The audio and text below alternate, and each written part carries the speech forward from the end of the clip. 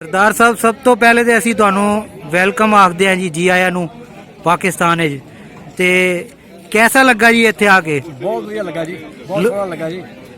ये लोग कैसे ने इत्थों दे? लोग मिलनसार है जी, बड़े हस के सानू मिले जी। साडा उन्होंने बहुत ही स्वागत किया, आदर मान सत्कार किया। लंगर हाल बहुत बढ़िया। लंगर चखिया तुसी? लंगर चखिया, बड़ा स्वाद लंगर च आया जी। मजा आया तुहानू? सेवादार ने बड़ी सेवा की, प्यार ना देखिया सेवा कर रहे लंगर हाल। प्यार नाल सफाई बहुत आ, सफाई चंगी है सारे पासे सफाई बहुत आ।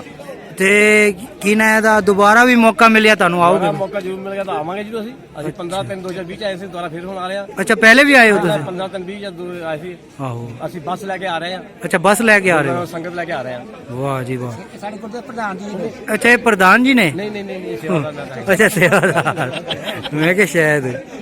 अच्छा ते की ना पाकिस्तान दूसरे शहरों च भी गए हो कदी? नहीं ਹਾਂ ਨਹੀਂ विजिट किया है लाहौर वगैरह दा? ਨਹੀਂ नहीं ਨਹੀਂ ਉਹ ਅੱਜ ਤੋਂ 15 ਸਾਲ ਪਹਿਲਾਂ ਗਏ ਸੀ ਨਨਕਾਣਾ ਸਾਹਿਬ ਲਾਹੌਰ ਜਿੱਦਾਂ। अच्छा अच्छा 15 साल पहले? 15 ਸਾਲ ਪਹਿਲਾਂ ਜਦੋਂ ਨਾ हाँ ਵਿਸਾਖੀ ਤੇ ਗਏ ਸੀ ਜੱਥੇ ਵਾਲੇ, ਉਹ ਵੀ अच्छा ਲੈ ਗਏ ਸੀ। जत्था लेके गए सी ते ਉਹ ਵੀ ਤੁਹਾਨੂੰ ਮਜ਼ਾ ਆਇਆ ਸੀ? ਚੰਗਾ ਬੜਾ ਮਾਣ ਸਤਿਕਾਰ ਕੀਤਾ ਉਹਨਾਂ ਨੇ ਜੀ, ਬੜੀ ਸੇਵਾ ਕੀਤੀ। ਸੇਵਾ ਕੀਤੀ ਸੀ ਤੁਹਾਡੀ। ਗੁਰਦੁਆਰਾ ਬੜਾ ਬਹੁਤ ਵਧੀਆ।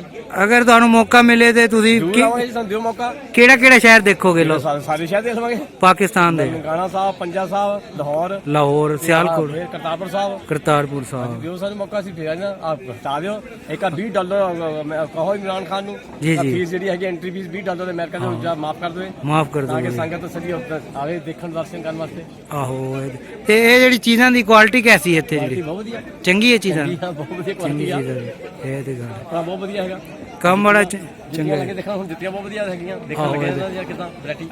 ਕੋਈ ਗਿਫਟ ਗੁਫਟ ਲੈ ਕੇ ਜਾਓਗੇ ਘਰ ਗਿਫਟ ਵਾਸਤੇ? ਲੈ ਜਾਵਾਂਗੇ, ਦੇਖਦੇ ਹਾਂ ਹੁਣ ਜਰਾ। ਇਹ ਜਿਹੜਾ ਪਸੰਦ ਆ ਜੇ ਇਹ ਤੇ ਬੜੀ ਮਿਹਰਬਾਨੀ ਜੀ, ਬੜੀ ਖੁਸ਼ੀ ਹੋਈ ਤੁਹਾਡੇ ਨਾਲ ਮਿਲ ਕੇ, ਬੜੀ ਖੁਸ਼ੀ।